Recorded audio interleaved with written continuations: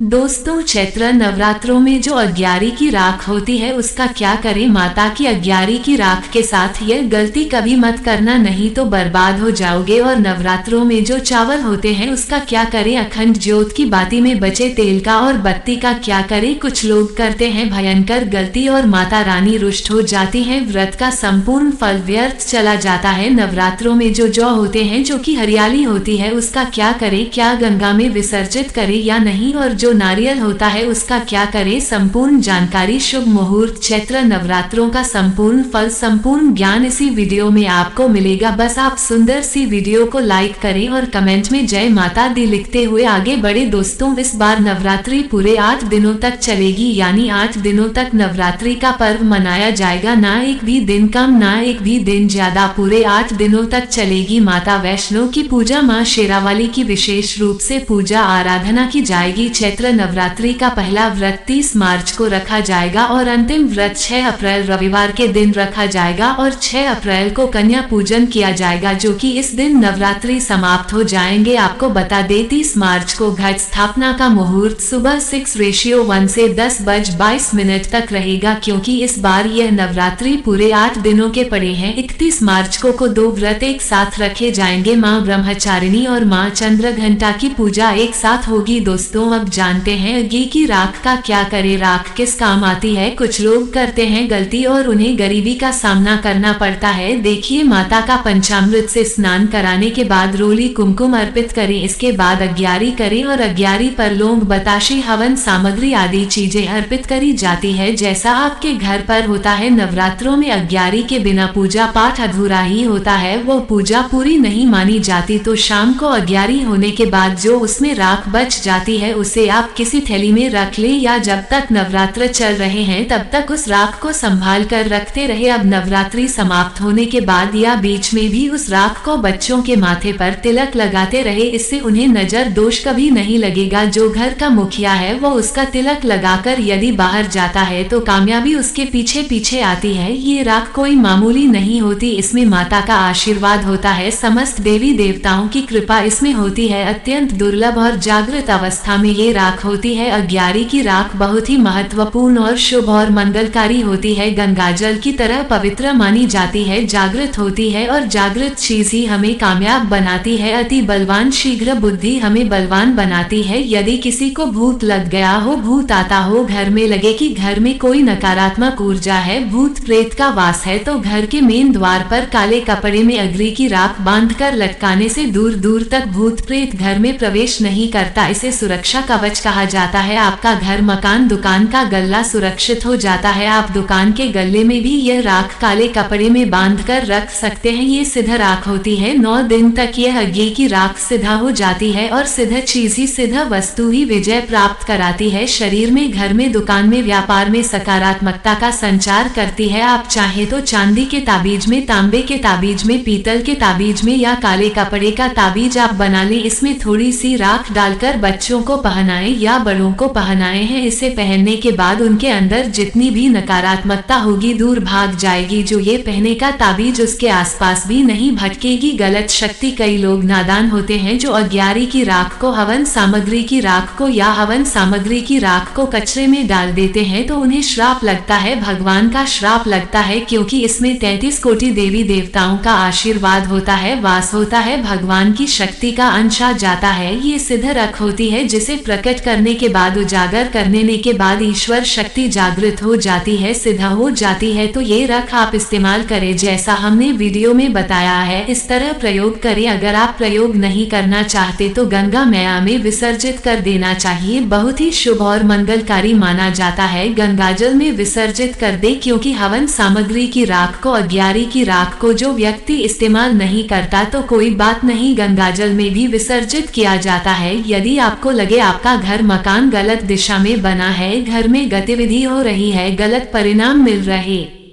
है तो घर के चारों दिशाओं में चुटकी भर अग्यारी की राख, हवन सामग्री की राख घर के चारों कोनों में डाल दे, एक एक कोने में डाल दे। घर का वातावरण सुगमता पूर्वक हो जाएगा। आपके घर की रक्षा स्वयं माता रानी करेगी, जगत के समस्त देवता करेंगे और घर में कभी भी भूत प्रेत बाधा प्रवेश नहीं कर पाएगी। लेकिन याद रहे, मन में लालच मत रखना, नहीं तो यह उपाय व्यर्थ चला जाएगा। देखिए, आप में से अधिकतर जो लोग हैं नवरात्रि में बहुत सारी गलती कर बैठते हैं। ऐसे गलती की 9 दिन तक आप माता रानी की खूब पूजा करते हैं। माता रानी की पूजा करने के बाद जो चावल होते हैं, जो श्रृंगार का सामान होता है, अगरबत्तियां की जो कही जाए, जली हुई भस्म होती है जो श्रृंगार का सामान होता है, जो दैवी सिक्का होता है, ये सब नदी में जाकर के विसर्जित कर देते हैं। यही सबसे बड़ी मूर्खता है। सारी जानकारी इस वीडियो में मैं आप लोगों को विस्तार से बताऊंगा, इनका क्या करना चाहिए, कैसे करना चाहिए, क्योंकि आज मुझे दैवीय प्रेरणा मिली, मुझे गुरुओं के द्वारा प्रेरणा मिली कि आप ये जानकारी समाज में बताएं, क्योंकि अधिकतर लोगों को नवरात्रि में 9 दिनों तक खूब पूजा करते हैं। पूजा करने के बाद भी उन्हें फल नहीं मिलता। क्यों फल नहीं मिलता? यही सबसे बड़ी गलती करते हैं। माता रानी स्वयं उन्हें प्रसाद दे करके जाती है, उनको फल प्रदान करके जाती है, लेकिन व्यक्ति उस फल का सदुपयोग नहीं कर पाते। देखिए, जो अगर कुआं आपके पास में है और अगर आप कुएं से पानी नहीं निकालेंगे तो आपकी प्यास कैसे बुझेगी? ठीक उसी प्रकार आपको जानकारी नहीं है, प्रसाद तो आपके पास में है लेकिन उसका प्रयोग करना नहीं कर रहे हैं। कहने का मतलब है, मैं जो तरीका बताऊंगा इस तरीके से आपके जीवन में चल रही परेशानी, गरीबी, रोग दोष, तकलीफ, हर प्रकार की मनोकामना की पूर्ति होगी। वीडियो को ध्यान से देखना। आज मुझे अपने गुरुओं के द्वारा प्रेरणा मिली है, माता आदिशक्ति के द्वारा प्रेरणा मिली है, इसलिए ये जानकारी बता रहा हूँ। वैसे ये जानकारी आपको लीजिए, कोई भी अगर बता दे तो गला काट करके चढ़ा दूंगा। संजू हिंदी कहानियाँ चैनल का मकसद है जनहित एवं जन कल्याण करना। अगर हमारी वीडियो में बताए गए उपाय से किसी एक भी व्यक्ति का भला होता है तो हमें भी पुण्य की प्राप्ति होती है, हमें भी अच्छा लगता है और हमें भी काफी आशीर्वाद आप सभी दर्शकों का प्राप्त होता है, माता रानी की कृपा प्राप्त होती है। तो चलिए, मैं समय ना लेते हुए आज की जो वीडियो है वो 15 मिनट की जरूर बनने वाली है। 15 मिनट तक हो सकता है आज की वीडियो बन जाएगी, इससे भी छोटी बन सकती है, लेकिन पूरी जानकारी विस्तार से बताऊंगा। ध्यान से देखना। नवरात्रि के समय में आप कौन सी गलती करते हैं जिससे आप निर्धन रह जाते हैं? तो देखिए, ऐसा कहा गया है कि अधिकतर लोग जो चावल होते हैं, ध्यान से सुनिए, पूजा पाठ करने के बाद जो बचे हुए चावल होते हैं माता रानी को जो हम चढ़ाते हैं, वही चावल की मैं बात कर रहा हूँ, ना कि जो ढेर सारे चावल रहते हैं उनकी। जो माता रानी को हम क्षमा याचना करने के दौरान जो चावल चढ़ाते हैं, पुष्प चढ़ाते हैं, सिक्के चढ़ाते हैं, वो सब नदी में बहा देते हैं। वहाँ आपने 9 दिनों तक माता रानी की पूजा की, माता रानी ने आपको प्रसाद स्वरूप चावल दिए, पुष्प दिए, सिक्के दिए, उसे आप नदी में बहा देते हैं। यही सबसे बड़ी मूर्खता है। आज मुझे गुरुओं के द्वारा प्रेरणा मिली है, इसलिए मैं आप लोगों को ये जानकारी बता रहा हूँ। तो 9 दिन का फल आपने क्या किया? सीधे नदी में जाकर के बहा दिया। ऐसा नहीं करना चाहिए। जो चावल होते हैं, पिछली वाली वीडियो में भी मैं आप लोगों को नवरात्रि की जानकारी बता रहा था, उसमें भी बताया हूँ, जो नवरात्रि में जो बचे हुए माता रानी के चावल होते हैं, चढ़े हुए चावल होते हैं, इन चावलों को आप अपने अन्न भंडार में रखें। अन्न भंडार का मतलब जैसे कि आप अपने घर में जो चावल पका करके खाते हैं उसमें डाल दीजिए, कुछ धन स्थान पर रख दीजिए। अब इसके बेनिफिट सुन लीजिए। और जो पुष्प रहते हैं, आप इसे धन स्थान में सुखा करके रखें, अपने पर्स में रखें। जो सिक्के होते हैं, इसे भी धन पेटी या पर्स में रखना चाहिए। अब इसके फायदे सुन लीजिए। जो चावल होते हैं माता रानी को चढ़े हुए मंत्रों से सिद्ध होते हैं। माता रानी को छड़े होने के कारण नवरात्रि में माता नवदुर्गा साक्षात 9 स्वरूप में विराजित रहती है। तो ये जो चावल होते हैं जागृत अवस्था में हो जाते हैं। आप इस प्रकार के चावल को आप खाते हैं तो आपके शरीर में, क्योंकि 1 से 2 दाने आपको जो चावल पका रही हैं उसमें आपकी गृहिणी को बोल देना है। घर में जो खाना बनाती है उन्हें बोल सकते हैं, माता बहनों को तो डाल करके नित्य आप इसे पकवाएं। तो क्या होता है, आपके शरीर में इस चावल को खाने के बाद रोग दोष व्याधि किसी भी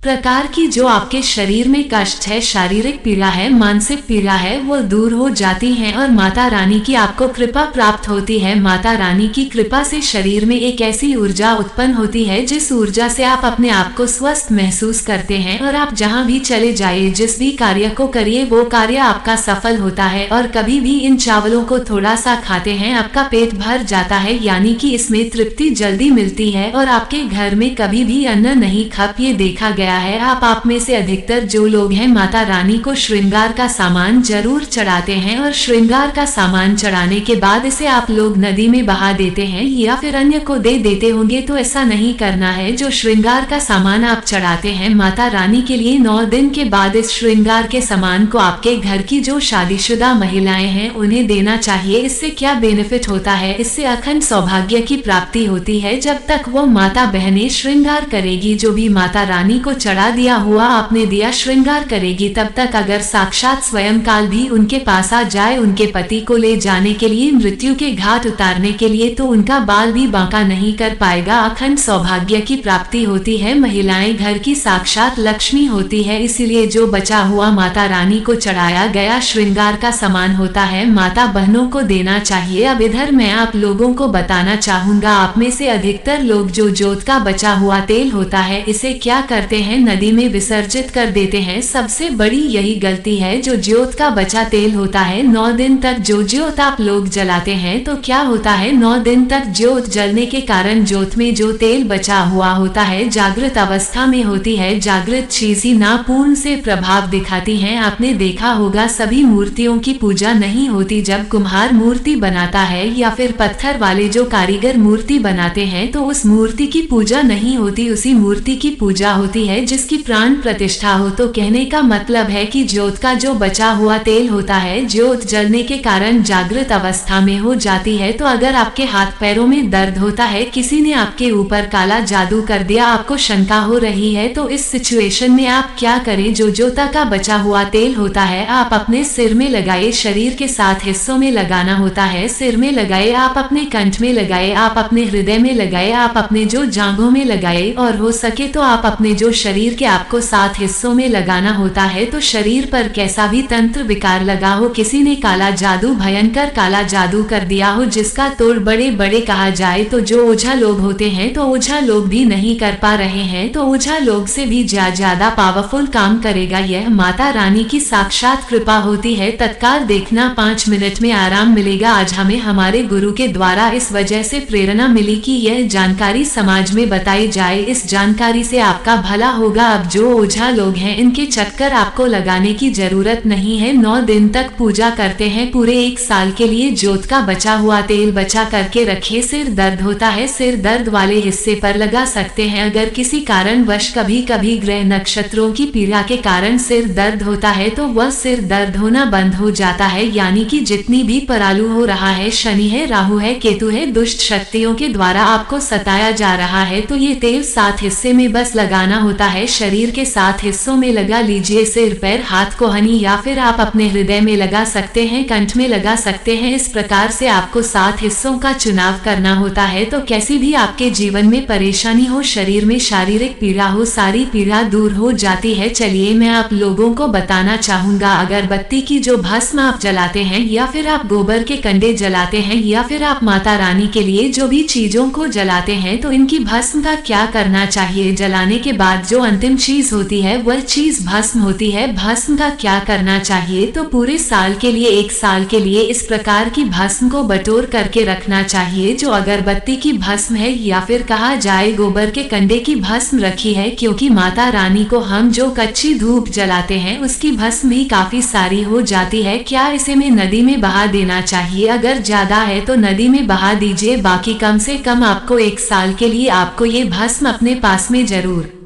रखनी चाहिए। मैं भस्म के बेनिफिट बता रहा हूँ और इसके फायदे बता रहा हूँ। इससे पहले अभी तक जय माता दी नहीं लिखा है तो जय माता दी लिख दीजिए। अगर आप जय माता दी लिखते हैं तो हमें भी काफी गर्व होता है और हम जो जानकारी बताते हैं उसमें हमें आनंद मिलता है। तो जो भस्म होती है इसका क्या करना चाहिए, अगरबत्ती की जो भस्म होती है इसे पूरे 1 साल के लिए आपको बचा करके रखना होता है और इसे थोड़ी थोड़ी आपको खानी होती है। अगर आप चाहते हैं कि आपकी अध्यात्म उन्नति हो, आपकी प्रगति हो, तो ये थोड़ी थोड़ी मात्रा में खाना शुरू कर दीजिए। आपके जो सोचने समझने की क्षमता है इतना ज्यादा पावरफुल हो जाएगी कि आपके आसपास में रहने वाले लोग जितना सोचते हैं उससे 1000 गुना ज्यादा आपकी सोच बढ़ जाएगी। जिस भी कार्य को करने के लिए जाएंगे उस कार्य में आपको तरक्की मिलना शुरू हो जाएगी। और एक खास बात, छोटे बच्चों को गाँव में चाहे शहर में रहते हैं, कहीं भी रहते हैं, नजर तो बहुत ही जल्दी लग जाती है। तो जो अगरबत्ती की भस्म होती है माता रानी के लिए में 9 दिनों तक आपने भस्म जला करके रखी है, उस भस्म का थोड़ा सा तिलक आप जो है उनके मस्तक पर लगाए, या फिर चाहते हैं तो जिस हिस्से में दर्द हो रहा है, जैसे कि पेट में अचानक से दर्द हो रहा है, कई लोग प्रेत वगैरह डाल देते हैं, ये सब अधिकतर देखा गया है, इसलिए मैं जानकारी बता रहा हूँ। तो उस हिस्से पर आप जो है इस भस्म को रगड़ दीजिए, अच्छी तरीके से भस्म लगा दीजिए। तो पेट में अगर प्रेत लगा हो, प्रेत भस्म हो जाएगा, बाहर निकल जाएगा। सिर दर्द हो रहा है, सिर में लगा दीजिए, यानी कहने का मतलब है कि यह आपके हर प्रकार के दुख तकलीफ बाधाओं को दूर करने का काम करता है। नित्य खाएंगे, अपने छोटे बच्चे को खिलाना शुरू कर दीजिए। पढ़ने लिखने में कमजोर है, ऐसे में जो बुद्धि है स्थिर हो जाएगी। कई लोग पढ़ने लिखने को बांध देते हैं, कई लोग किसी की किस्मत को बांध देते हैं। तो इन सारी समस्याओं से छुटकारा पाना चाहते हैं तो इस भस्म का तिलक प्रतिदिन जरूर लगाए। अगर इनका तिलक लगाते हैं तो फिर यह अति उत्तम है, सोने पर सुहागा होगा आपके लिए, और आपके बच्चे की जो पढ़ने लिखने की जो क्षमता है काफी बढ़ जाएगी। आप जहां भी जाएंगे आपको भी अध्यात्म उन्नति मिलेगी। इस भस्म का जब तक तिलक आपके सिर पर लगा रहेगा, कोई भी आपका बाल बांका नहीं कर पाएगा। अगर आपके ऊपर कोई व्यक्ति तंत्र विकार करता है, करने का प्रयास भी करेगा, तब भी नहीं लगता है। हमारे चैनल का मकसद है जनहित एवं जन कल्याण करना। आइए जानते हैं कि ज्योत की बाती का क्या करना चाहिए। आप में से अधिकतर लोग या तो नदी में बहा देते हैं ज्योत की बाती को, या फिर आप में से जो अधिकतर लोग हैं ये धन स्थान पर रखते हैं, इससे फायदा नहीं मिलता। ज्योत के बाती हमेशा जागृत अवस्था में रहती है। ध्यान से सुनना की बाती को हमेशा आप जो है अपनी बाजू पर पहनना, बाजू बंद की तरह आपको इसे पहनना चाहिए, इसे भुजा में पहनना चाहिए। हमारे कई ऐसे तांत्रिक महात्मा तथा कई सारे से तांत्रिक लोग हमारे साथ जुड़े हैं, तांत्रिक महात्मा भी है। तांत्रिक महात्मा क्यों बोल रहा हूँ, क्योंकि उन्हें तंत्र की भी जानकारी है, वह एक प्रकार के महात्मा भी है, उन्हें धर्म की जानकारी भी है। तो मैं उन्हीं के आधार पर मैं जानकारी बताऊंगा कि ज्योत की बाती को हमेशा बाजू में बाजू बंद की तरह पहनना चाहिए। अगर लड़की है तो लड़की इसे अपनी भुजा में आपको इसे पहनना चाहिए। क्यों पहनना चाहिए, क्योंकि यह कोई साधारण बत्ती नहीं है, ये साक्षात माँ दुर्गा का आशीर्वाद होता है, ये साक्षात माँ दुर्गा की कृपा होती है, प्रसाद होता है। 9 दिन तक अखंड जलने के कारण ये चैतन्य हो जाता है, इसमें प्राण आ जाते हैं, इसमें शक्ति आ जाती है, इसलिए इसे पहनने के बाद निम्न प्रकार के फायदे मिलते हैं। अगर आप इस प्रकार के फायदे लेना चाहते हैं तो ये जो की बाती अवश्य धारण करें। इसको धारण करने के बाद जो 9 प्रकार के फायदे कहे हैं संत महात्मा ने, वही फायदे मैं आप लोगों को इस वीडियो में बताऊंगा। अभी तक कमेंट बॉक्स में जय माता दी नहीं लिखा है तो जय माता दी लिख दीजिए, और वीडियो को लाइक नहीं किया है तो वीडियो को लाइक कर दीजिए। प्रथम फायदा, अकाल मृत्यु एवं दुर्घटना से बचाता है। अगर कोई भी व्यक्ति इसे बाजू में पहनता है, धारण करता है, तो ऐसे व्यक्ति की कभी भी दुर्घटना नहीं होती, ऐसे व्यक्ति की कभी भी काल मृत्यु नहीं होती, क्योंकि ऐसे व्यक्ति के साथ में साक्षात माँ दुर्गा की शक्तियाँ चलती हैं। ये जो आप धागा धारण कर रहे हैं ना, यह आप जो बाजू में बाती पहन रहे हैं, ये कोई साधारण बत्ती नहीं है, ये साक्षात नवदुर्गा का आशीर्वाद होता है, एक प्रकार का सुरक्षा कवच होता है। तो इसे पहनने के बाद कभी भी अकाल मृत्यु नहीं होती एवं दुर्घटना से यह हमेशा